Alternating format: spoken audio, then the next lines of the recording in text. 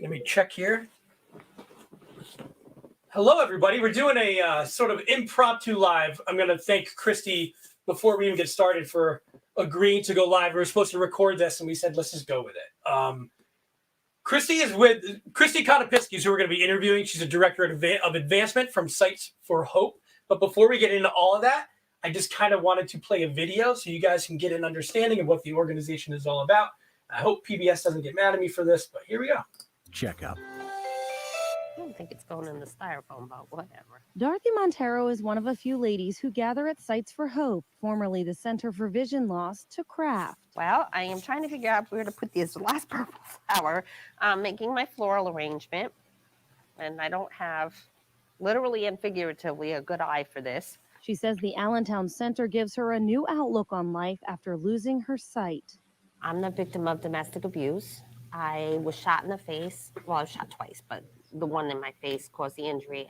My left eye is prosthetic, and my right eye has very minimal vision. When I look straight ahead, I have no center vision because there was a lot of scarring after the injury. The Easton resident is just one of many clients who take part in the social programs here. The Braille classes, the cooking classes. I do the crafts. I'm not a crafty person either, but I do crafts. This is when I do them, because when I'm home, I don't do them. We have skills education programs, which include life skills education, technical skills education. We also do some of the softer skills that are important in everyday life. Executive Director Dennis Zahner says most clients once had normal sight and now must relearn many skills with their vision impairment. And we are all about the personal victories. For someone, a victory is being able to read the newspaper. For some, it's going to be able to talk to their grandchildren over Zoom. Whatever it is that's most important to them, whatever independence means for them, we're here to help guide the way. You can do just about anything. You just have to do it differently. Sites for Hope has locations in Allentown and Stroudsburg. For PBS 39, I'm Brittany Sweeney. All right, I want to thank PBS for that, and I'm going to bring Christe in. Christe Konopitski with Sites for Hope. Thank you for agreeing to go live, number one, and for coming on today. Absolutely. Thank you so much for having me. I wanted to start out with that video just because I think it gives a great, by PBS, it gives a great overview of what Sites for Hope is about. Can you explain that a little bit more fully for me, exactly what the organization does? Yes. And I think whenever I do this, I think it's way more than people expect. So in that video, we kind of touched on the life skills component, and that's a huge thing for our clients, but it's one of a myriad of things that we do. We really work with the full spectrum of visual impairments. So we have guided transportation, which is door through door. We have their professional sighted guides that will come into the home, that will help the client get into the transportation and take them to errands or medical appointments. They'll sit in the waiting room. They'll grocery shop with them. So we have that component. We do free vision screenings for children throughout our service area, which is Lehigh Valley and Monroe County. We have our life skills education, emotional support groups. We do orientation and mobility training. We have a mentorship program. We teach Braille classes, and we have casework. So we have a lot going on, really, to help. Well, I was reading, and I mean, you touch 10,000 people, and that's a lot. Yeah. That's not a small number. Do you think it's just something that with your organization, we don't, I guess what I'm trying to say is there's so many people who need your services, but maybe for those who don't need them, they don't experience the work that you do as much. Absolutely. And I think that the pandemic actually put a bigger spotlight on it. So for example, how can you social distance without seeing those cues on the floor or those signs on the wall? If you have a visual impairment or that maybe is minor, or maybe you're fully blind, those cues we've all been watching to stand here and do this and go that way, they're not existent for you. And so what can already be isolating is more isolating because you can't get out as often. You can't be around people. I think something that people still do to a certain extent think is a little bit of a niche issue, are realizing it's really not. And as you're going about your daily, activities, if you just think about all the things you do, if you're sighted and you don't think about, a lot of that's very manual and very difficult for people with visual impairments. And you work with people who, as we saw, the woman in that video was a victim of domestic abuse. You're working with people who maybe it's something that they were born with, and maybe they experienced sight loss later in life. Correct? Yeah. So we have 18-year-old clients who are going through high school with a visual impairment. So maybe they're fully blind, or maybe they're just losing vision over time. We have clients who maybe have macular degeneration. So it is that slower progression throughout their life. We have clients who went in for what was supposed to be a routine surgery and then came out blind afterwards. So we are really, the source is, there's a very diverse range of sources of where Right. these visual impairments are stemming from, but we're able to provide custom support for each person and really help them to achieve that level of independence that's realistic, and best suited for them. Tell me if I'm wrong, but I would imagine too, somebody who's maybe experienced sight loss through trauma also has to deal with the fact that they lost sight in addition to also losing sight. Yeah, and that's our emotional support groups are really important because it gives our clients, while they all have very individual experiences with their vision loss, they're able to share stories and, find commonalities and really kind of support one another, while we do have someone in the room that's able to provide guidance through that process. But it is a huge hurdle to overcome. And what does friendship look like if you can't just get in the car and drive to see your friend? And what does intimacy look like with your spouse if they're sighted and you're not? These are all topics that can be difficult to navigate on your own. And one thing, and I'm trying to be sensitive to it because I read this when I was reading up on you guys. You don't refer to it as blindness, correct? Right. It's sight loss. Can you talk a little bit about that before we go into your name change? Yeah. So, and this was a conversation. It pairs really well with talking about the name change because it's something that, just like other disabilities, it's something you have. It doesn't define you. You're not a blind person. I think that everyone has every client has a personal way that they go about it, but a visual impairment is a really important way to state it because we deal with people who have full vision loss, and are legally blind. We also have clients that, based on their type of visual impairment, they can see certain things, or they can see shadow, or these different things. So it's to kind of recognize that there's a spectrum of visual impairments, and that there's not just sighted people and blind people. There's a lot of Right. middle ground, and even just having some visual impairment does make navigating daily life difficult. So Right. I mean, there's varying levels as well. Like, do you even deal with people who are just, the term's going to be wrong for me and I apologize, but that legally blind term, is Yeah. that where you find yourself in a position where, even the best kind of prescription lenses in that just doesn't help anymore? Right. So if you were legally blind, you're really not seeing much. Right. And so it's a lot of learning how to do the things that you want and need to do without relying on your sight. And so, it's how to fold your dollar bills so that based on touch, the difference between a 10 and a 20 and a 1, so that you can pay for things confidently, knowing that you're giving the right denomination, Right. or how to navigate your stove without any vision. So, a lot of what we do, it's for some people, assistive technology is so critical and can be, life changing. But for other clients, it's taking the abilities they have and learning how to use those in ways that, they don't have to rely on their sight because they have these other skills and techniques to go about their daily living. I wrote down a question because I'm going to ask it after this because I want to get to the name change. I mean, you're Yeah. saying it even here in your marketing. Great new name, great timeless story. You were formerly known as the Center for Vision Loss. Mhm. Why the name change? What is the the thinking behind that? The purpose behind that? Yeah, so this was a long time coming. A lot of discussions leading up to this. It took the cooperation and collaboration of our agency, our board, as well as our endowment foundation and their board.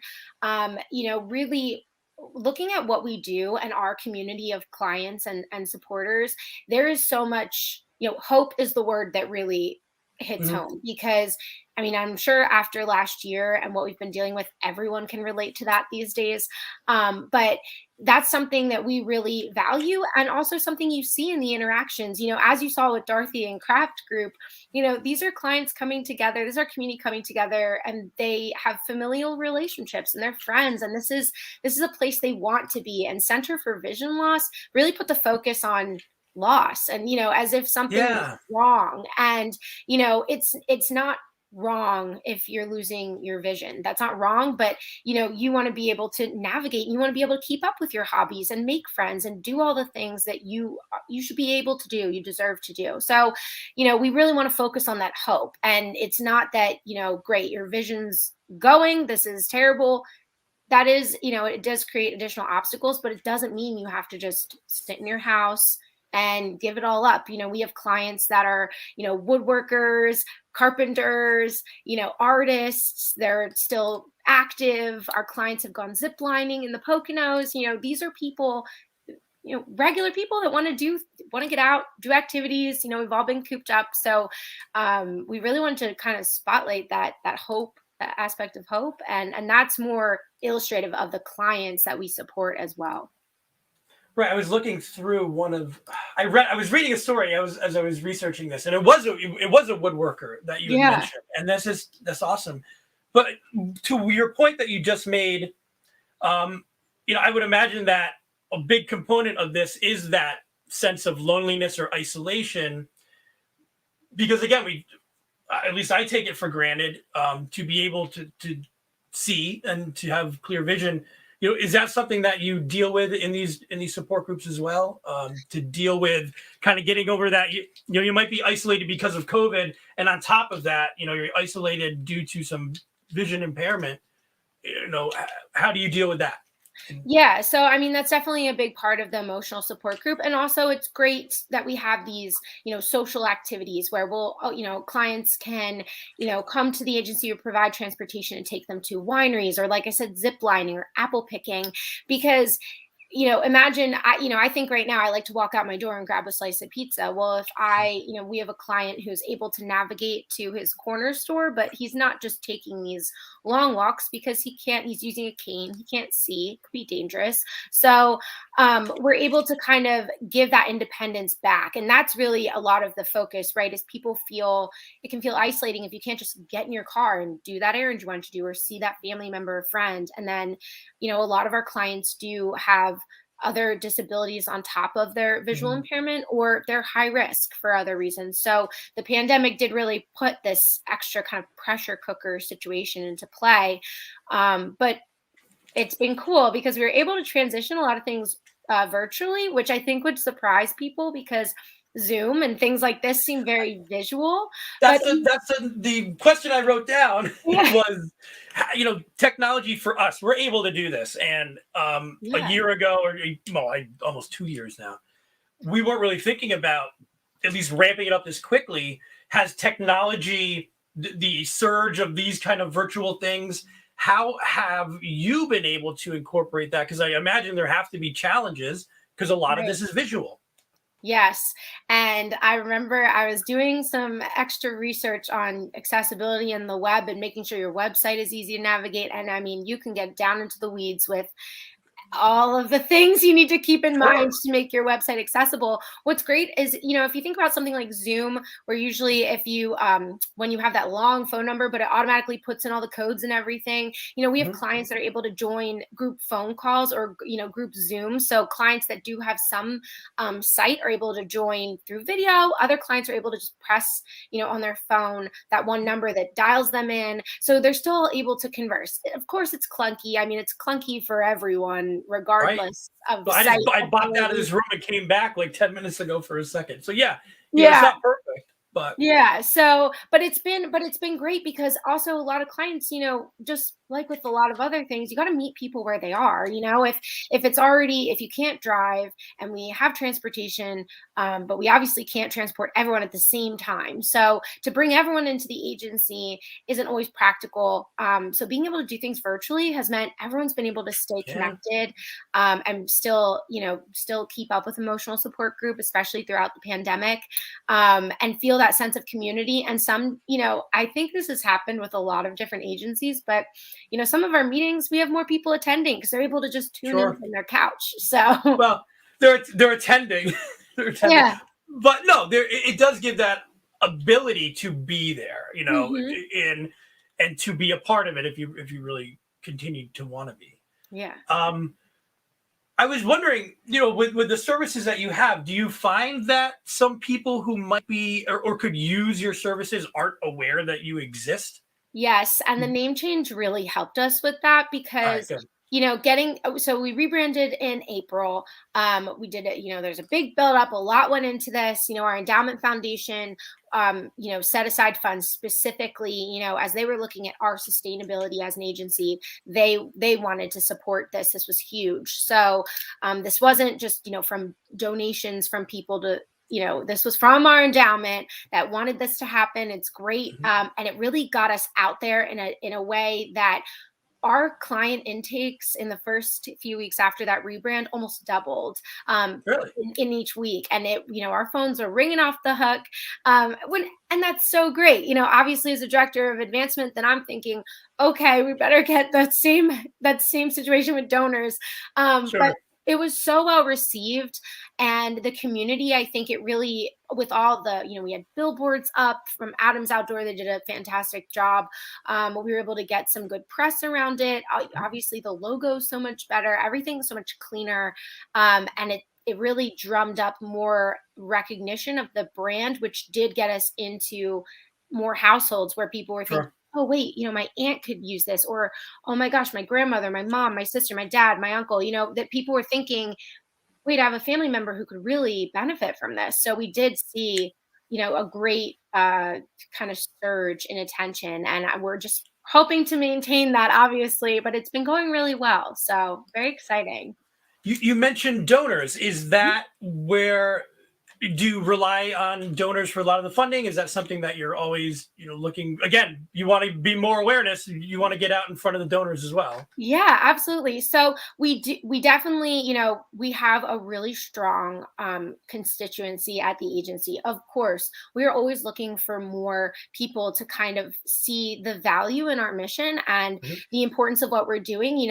Obviously on its face, what we're doing is important, but especially in our area, especially in the Lehigh Valley and definitely Monroe County, when we're looking at these statistics talking about reading at grade level, something important to keep in mind is you can't read at grade level and progress, as you should be if you don't have proper vision. And a lot of times it's, you don't know you don't have the best vision because you're seeing what you're seeing and you think that's it, Right. especially when you're a child. So, our free vision screening program is so critical, and catching those visual impairments early on before they're able to become a major issue in growth and development And for I saw kids. you part of you offer preventative services as well. So is that where Yeah. you go out into the community and offer Yeah, those we things? do talks. We do like lunch and learns and stuff to kind of spread information about, what you can be doing to protect your eyes as it pertains to your workplace, or just especially now with more screens at play. So we are always looking for more support from the community. This past spring is when it really started to catch on. We did launch this past fiscal year. We launched our community partner program, which has been excellent because the future of fundraising, and I think this really was very important and key this last year, is not just throwing dollars at things. It is that Mhm. collaboration and that community effort to make change. So our community partners, you make a gift at varying levels, but you get year-long recognition. And not just that, but we want to be in touch with you throughout the year, and we want to collaborate on events, and we want you to be a part of things that'll help our clients. A great example is our trunk or treat coming up. It's just going to Okay. be a great event for the community, but our partners are the ones that we look to and said, hey, do you want to be involved? You don't have to be, but because you support us, we'd love for you to participate if you want. So, ShopRite's going to be there.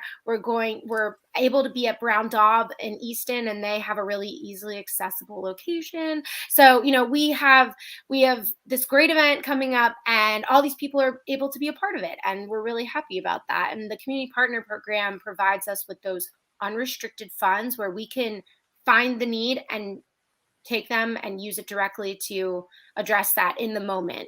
So that's really critical outside of grants and other gifts that, already kind of have their purpose and can't be used in that kind of flexible way. So.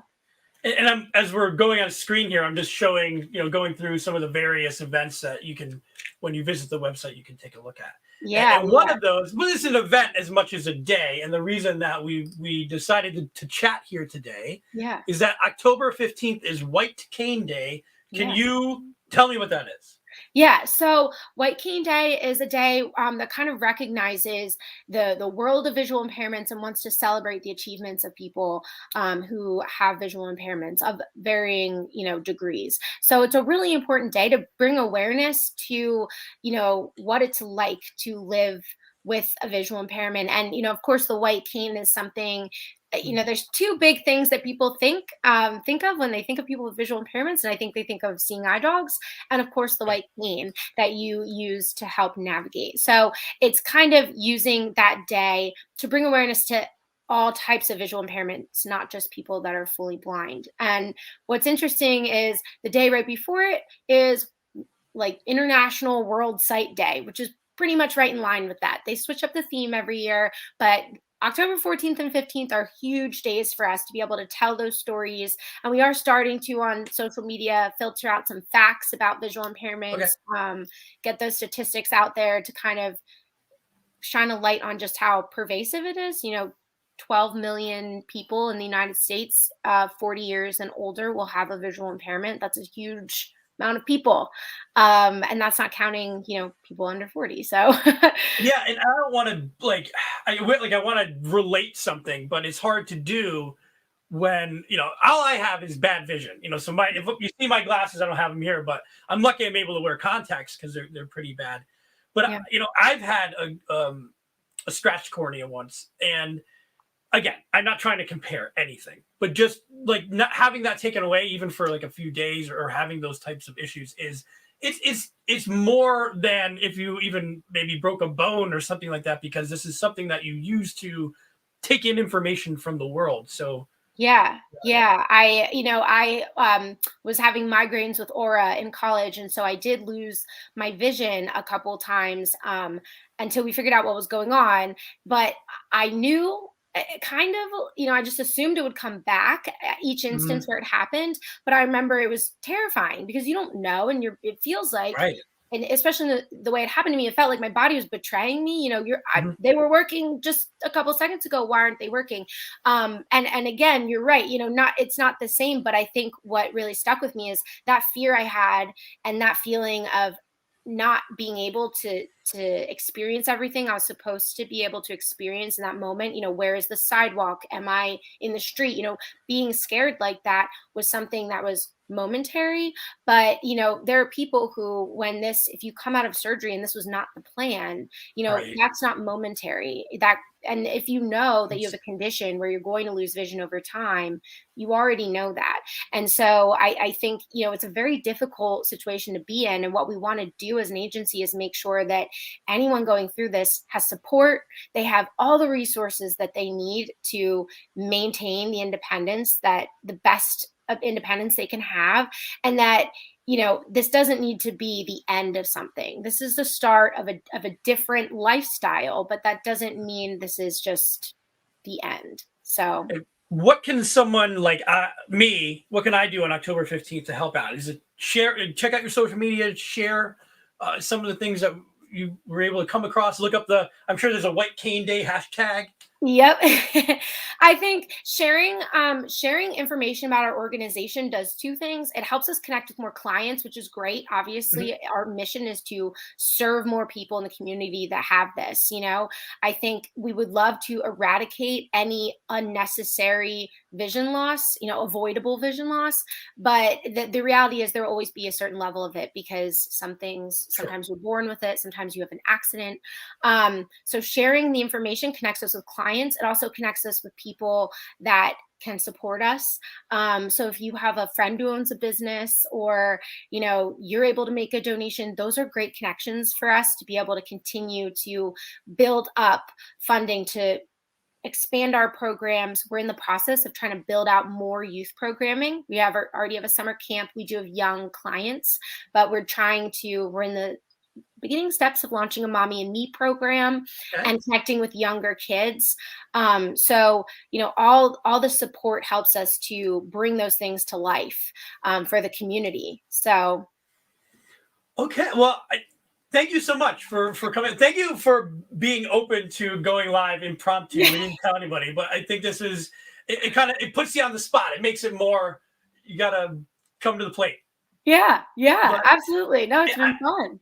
And I think what you guys, I knew of the name change through, emails and the marketing you guys are doing. So I think you've been doing a great job. The logo looks great. If there's any way that we can continue to help you out, please get in touch with us. And for other people, we've been showing the website on the bottom there, sitesforhope.org. You can check that out.